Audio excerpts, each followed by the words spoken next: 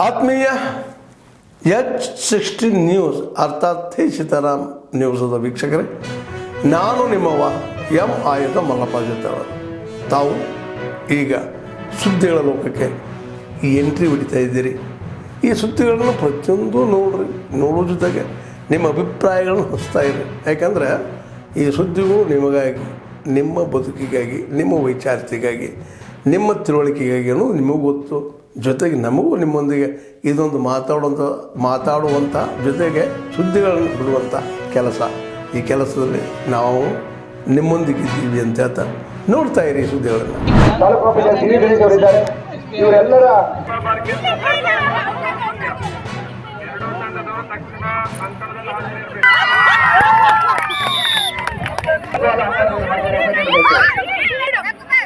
ಕಂದಾಯ ಇಲಾಖೆ ಮಹಿಳೆಯರ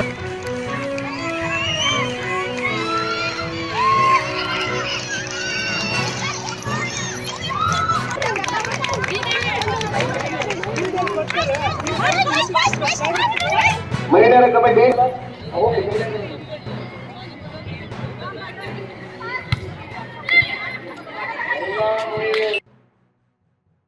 ಅವಾಗ ಒಂದು ಆಕ್ಟಿವಿಟಿ ನಾವು ಮಾಡಿಸಿದ್ವಿ ಎಲ್ಲರಿಗೂ. ಲೀಡರ್ಶಿಪ್ ಟ್ರೈನಿಂಗ್, ಲೀಡರ್ಶಿಪ್ ಅಂದ್ರೆ ನಾಯಕತ್ವ ಬಗ್ಗೆ ತರಬೇತಿಯನ್ನು ಕೊಡ್ತಾ ಇದ್ದೀವಿ. ಸೊ ಒಂದು ಆಕ್ಟಿವಿಟಿ ಕಂಡಕ್ಟ್ ಮಾಡಿದ್ದೀವಿ. ಅದರಲ್ಲಿ ಪುರುಷರು ಇದ್ರು, ಮಹಿಳೆಯರು ಇದ್ರು. ಅವ್ರಿಗೆಲ್ಲ ಒಂದು ಚೀಟಿ ಕೊಟ್ಟು, ಪೇಪರ್ ಕೊಟ್ಟು, ನಿಮಗೆ ಮಹಿಳೆಯರ ಅಂದ ತಕ್ಷಣ ಏನು ಬರ್ತದೆ, ಫಸ್ಟ್ ಮನಸ್ಸಿಗೆ ಏನು ಬರ್ತದೆ, ಇವು ಡ್ರಾ ಇಟ್ ಬರೀಬೇಕು. ಮತ್ತೆ ಪುರುಷರ ಅಂದ ತಕ್ಷಣ ಏನು ಮನಸ್ಸಿಗೆ ಬರ್ತದೆ ಬರೀಬೇಕು ಅಂತ ಹೇಳಿದ್ರು. ಖುಷಿ ಆಯ್ತು. ಒಂದು ಕಾಲದಲ್ಲಿ ಮಹಿಳೆಯರು ಈ ಕ್ರೀಡೆಯಲ್ಲಿ ಭಾಗವಹಿಸಕ್ಕೆ ನಿಂತಿರಲಿ ಅಂತ ಏನು ಹೈಸ್ಕೂಲ್ ಸದಾ ಮಹಿಳೆಯರು ಭಾಗವಹಿಸೋ ಸಂಖ್ಯೆ ಕಡಿಮೆ ಆಗ್ತಾ ಇದೆ. ಆದ್ರೂ ನಮ್ಮ ಮಹಿಳೆಯರು ಇಷ್ಟು ಜನ ಬಂದಿದ್ದೀರಲ್ಲ, ಇದರಲ್ಲಿ ಖುಷಿ ಪಡುವಂತ ವಿಚಾರ ಏನಂದ್ರೆ ಸೋಲು ಗೆಲುವು ಮುಖ್ಯ ಅಲ್ಲ. ನೀವು ಉತ್ಸಾಹದಿಂದ ಭಾಗವಹಿಸಿ, ನಿಮಗೂ ದೈಹಿಕ ಮಾನಸಿಕ ಆರೋಗ್ಯ ಆಗತ್ತೆ. ಜೊತೆಗೆ ಸ್ವಲ್ಪ ಒತ್ತಡದ ನಿಮ್ಮ ಮೈಂಡಿಂದ ತೆಗೆದು ನೀವು ಖುಷಿ ಪಡ್ಬೋದು ಅಂತ ನನ್ನ ಅಭಿಪ್ರಾಯದಲ್ಲಿ ಹೇಳ್ತಾ ಇದ್ದೇನೆ. ನಾನು ಖೋ ಖೋ, ಕಬಡ್ಡಿ ಎಲ್ಲ ಆಟ ಆಡ್ತಿದ್ದೆ ಸ್ಕೂಲ್ ಲೆವೆಲಲ್ಲಿ.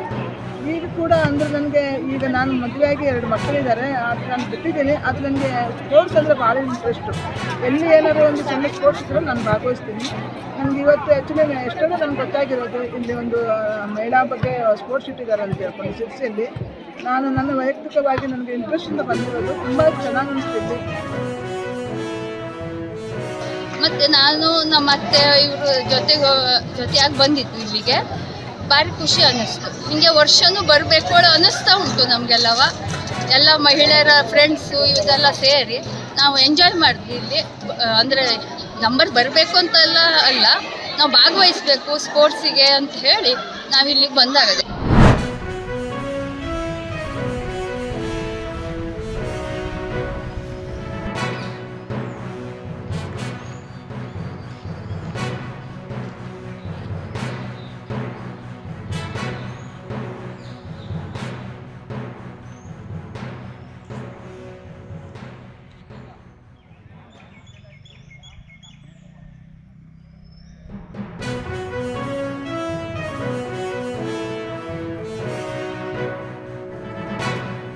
ಎಲ್ಲ ಖಾಲಿ ಇತ್ತಲ್ವಾ, ಅದಕ್ಕೋಸ್ಕರ ನಾನು ಇಲ್ಲಿ ಮರ ಗಿಡ ಬೆಳೆಸಬೇಕು ಅನ್ನೋ ಆಸೆ ಆಯಿತು, ಬೆಳೆಸ್ತಾ ಇದ್ದೀನಿ. ಇದಕ್ಕೆ ಮೊದಲೇ ನಮ್ಮ ಶಾಲೆ ಹತ್ರನೂ ಎಲ್ಲ ಮುಳ್ಳು ಬೆಳ್ಕೊಂಡಿದ್ದಂಥ ಒಂದು 35 ಕ್ವಿಂಟಲ್ ಮರ ಎಲ್ಲ ಜೋರಾಗಿ ಬೆಳೆಸಿದ್ದೀನಿ. ನನಗೆ 3 ಸಾರಿ ಡಿಸ್ಟಿಕ್ ಇದು ಪರಿಸರ ಮಿತ್ರ ಅವಾರ್ಡ್ ಕೂಡ ಕೊಟ್ಟಿದ್ದಾರೆ. ಇಲ್ಲಿ ಒಂದು 50 ಮರ ಬೆಳೆಸ್ತಾ ಇದ್ದೀನಿ ಇವಾಗ. ಯಾಕಂದರೆ ಇದಕ್ಕೆ ಮೊದಲೇ ನಮ್ಮ ಮಾವ ಒಂದಷ್ಟು ಬೆಳೆಸಿದ್ರು ಇಲ್ಲಿ.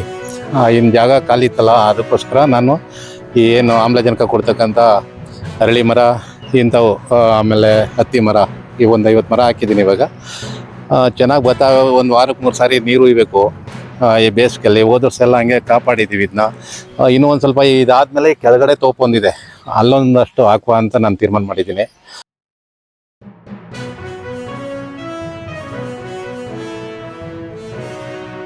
ಈ ಅಭಿವೃದ್ಧಿನ ಮರಗಳೇನಿದ್ರೆ ಸುಮಾರು ಮರ ಅಭಿವೃದ್ಧಿ ಮಾಡಿದ್ದಾರೆ. ಚೆನ್ನಾಗಿ ಅಭಿವೃದ್ಧಿ ಮಾಡ್ತಾನೆ ಅವರಿಂದ. ಅವಾಗ ಕಷ್ಟ ಮಕ್ಕಳು ಎಲ್ಲ ಮಾಡ್ತಾರೆ. ಬೆಳಗ್ಗೆ ಎದ್ದು ನೀರು ಹಾಕೋದು, ಸಾಯಂಕಾಲ ನೀರು ಹಾಕೋದು, ಅದಕ್ಕೋಸ್ಕರ ಮುಡಿಯ ಇಕ್ಕಿದ್ದಾರೆ. ತೋಪಿನಲ್ಲಿ 7 ಎಕರೆ 33 ಗುಂಟೆ ದೇವಸ್ಥಾನದ ಜಾಗ ಇದೆ. ಅದರಲ್ಲಿ ಎಲ್ಲ 90ರಷ್ಟು ಇಪ್ಪೆ ಮರ ಇತ್ತು. ಸುಮಾರು ಇಪ್ಪೆ ಮರಗಳು ಹೋದಾಗ ಇಲ್ಲಿ ಮರಗಳನ್ನು ನೆಟ್ಟು ಹೊಸದಾಗಿ ನಾಗರಾಜ್ ಅವರವರು ಇಂಪ್ರೂವ್ ಮಾಡವ್ರೆ. ಇಲ್ಲಿ ಅವರೇ ಸ್ವಂತ ನಾವು ನೋಡಿದ್ದೀವಿ, ನೀರುವುದು ಇಲ್ಲಿ ಇವಕ್ಕೆಲ್ಲ ಕಟ್ಟೆಗಳನ್ನು ಕಟ್ಟಿ ಇಂಪ್ರೂವ್ ಮಾಡ್ತಾವ್ರೆ. ನಮಗೂ ತೋಪ ಬೆಳೆಸ್ಬೇಕು ಅಂತ ಇಷ್ಟ, ಅದಕ್ಕೋಸ್ಕರ ಇದು ಮಾಡ್ತಾ ಇರೋದು ಒಳ್ಳೆಯ ಕೆಲಸ. ಇವರು ನಿಜವಾಗ್ಲೂ ಕೂಡ ಶ್ರೀ ನಾಗರಾಜ್ ಅವರು ನಿವೃತ್ತ ಶಿಕ್ಷಕರು ಒಬ್ಬರು ಮಾದರಿಯಾಗಿ ಇವತ್ತು ಕೆಲಸ ಮಾಡ್ತಾ ಇದ್ದಾರೆ. ಅವರು ಮಾಡಿರುವಂಥ ಕೊಡುಗೆ ನಿಜವಾಗ್ಲೂ ನಾವು ಅವ್ರಿಗೆ ಅಪ್ರಿಷಿಯೇಟ್ ಮಾಡಬೇಕಾಗ್ತದೆ. ನೋಡಿ, ಅವರು ಎಷ್ಟು ಗಿಡಗಳನ್ನ ನೆಟ್ಟು ಪೋಷಿಸಿ ದೊಡ್ಡ ಮರಗಳನ್ನಾಗಿ ಈ ಒಂದು ವಿಶ್ವಕ್ಕೆ ಅಪಾರವಾದಂತಹ ಕೊಡುಗೆಯನ್ನು ನೀಡ್ತಾ ಇದ್ದಾರೆ. ಇಂತಹ ಒಂದು ಒಳ್ಳೆಯ ಕಾರ್ಯಗಳನ್ನು ನಾವು ಹಮ್ಮಿಕೊಂಡು ಈ ಒಂದು ಕೊಡುಗೆಯನ್ನು ಕೊಟ್ಟಿದ್ದೇ ಆದರೆ ನಿಜವಾಗ್ಲೂ ನಮ್ಮ ತಾಯಿ ದೇವರಿಗೆ ಅಥವಾ ತಾಯಿ ಮಾತೆಗೆ ಅಥವಾ ಈ ಪ್ರಕೃತಿ ಮಾತೆಗೆ ಬಹಳ ನಾವು ಕೊಡುಗೆಯನ್ನು ಕೊಟ್ಟ ರೀತಿಯಲ್ಲಿ ಆಗ್ತದೆ. ನಿಸ್ವಾರ್ಥ ಆರೋಗ್ಯ ಸೇವೆಯನ್ನ ಎಲ್ಲರಿಗೂ ಕೂಡ ಕೋರ್ತಾ ಇದ್ದೇವೆ.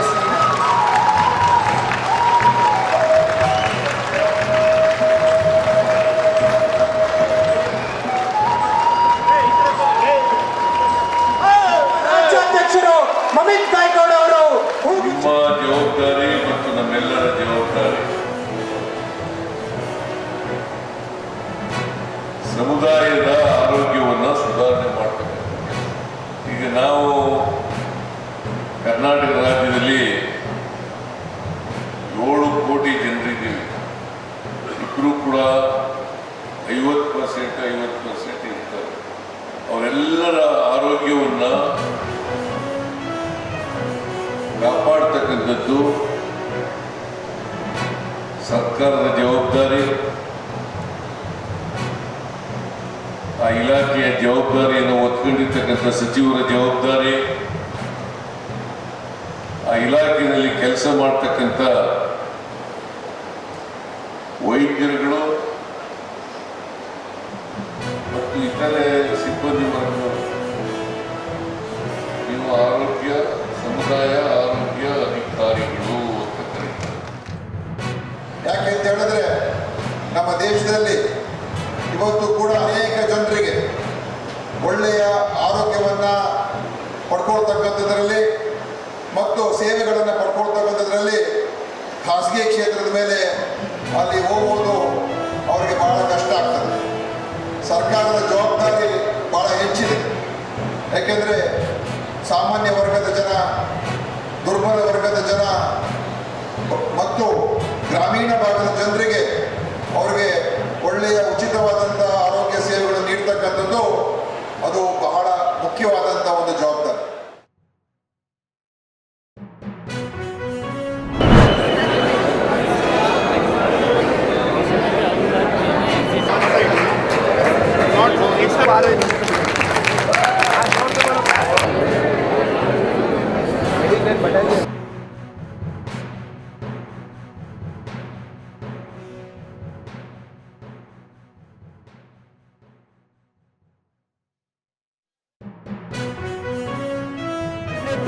Final banner, and I'm immensely proud to having this banner being won by Directorate, and I thank all the staff, all the cadets, all the institutions, including Government of Karnataka and Goa, who have supported us in ensuring a continued sustained performance because of the support and the training we give to the cadets. ಆದ್ಮೇಲೆ ಎಲ್ಲ ಸುದ್ದಿಗಳನ್ನು ನೋಡಿದ್ರಲ್ಲ, ಏನು ಅನಿಸ್ತು ನಿಮ್ಗೆ? ಇದರಲ್ಲೇ ನಿಮ್ಗೆ like ಆಗಿರ್ಬೋದು, ಡಿಸ್ಲೈಕು ಆಗಿರ್ಬೋದು, ಕಾಮೆಂಟ್ ಬೇಡಪ್ಪ ಅಂತೂ ಅನಿಸಿರ್ಬೋದು, ಕಾಮೆಂಟ್ ಮಾಡಬೇಕಪ್ಪ ಅನಿಸಿರ್ಬೋದು, ಶೇರ್ ಮಾಡಬಾರ್ದಪ್ಪ ಅನಿಸಿರ್ಬೋದು, ಅದು ಮಾಡಬೇಕು ಅನಿಸಿರ್ಬೋದು. ಏನಾದರೂ ಆಗಲಿ ಶೇರ್ ಮಾಡ್ತಾಯಿರಿ, ಈ ನ್ಯೂಸ್ಗಳನ್ನ ಹಂಚ್ತಾ ಇರಿ, ಜೊತೆಗೆ ಇದಕ್ಕೆ ಸಬ್ಸ್ಕ್ರೈಬ್ ಆಗ್ತಾಯಿರಿ ಅಂತ ಹೇಳ್ತಾ H16 ನ್ಯೂಸ್ ಅರ್ಥಾತ್ ಹೇ ಸೀತಾರಾಮ್, ಇದು ಸತ್ಯದ ಕೈಗೆ ನಡಿ. ವಂದನೆಗಳು.